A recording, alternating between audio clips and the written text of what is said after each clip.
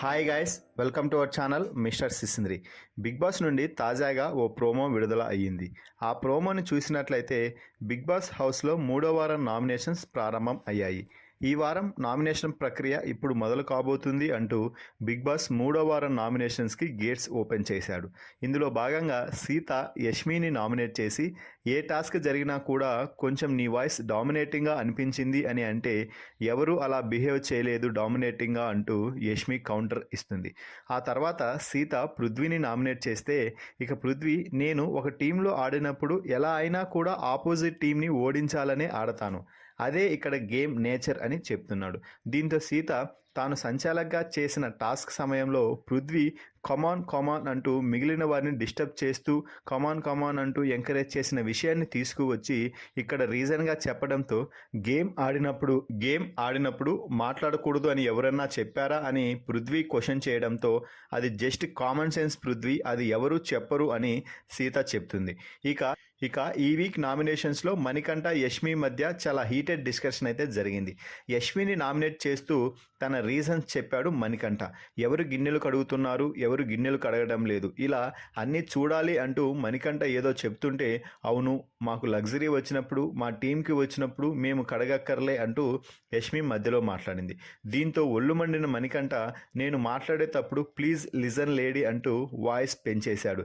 దీనికి Yashmi topic divert చేస్తూ నువ్వు డ్రామాలు చేస్తావు చూడు నా దగ్గరకు వచ్చి ఫ్రెండ్గా అంటూ యష్మి ఓ డైలాగ్ కొట్టింది.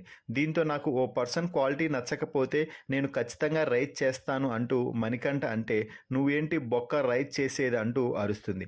ప్రతి ఫనిలో నువ్వు ఇంటర్ఫీల్ అయ్యి అది నీ పని కాకపోయినా అంటూ మణికంఠ గట్టిగా కౌంటర్ ఇస్తుంటే అన్నీ ఫేక్ అంటూ యష్మి గట్టిగా అరుస్తుంది.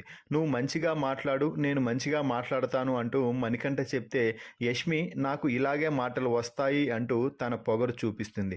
నా పాయింట్ నువ్వు తగ్గించడానికి ప్రయత్నం చేస్తున్నావు అరుస్తూ అని మణికంఠ అంటే నువ్వు పెంచుకోవాలి కదా, నీకు ఆ దమ్ము లేదా అంటూ మణికంఠపై రివర్స్ కౌంటర్ అటాక్ చేస్తుంది యష్మి.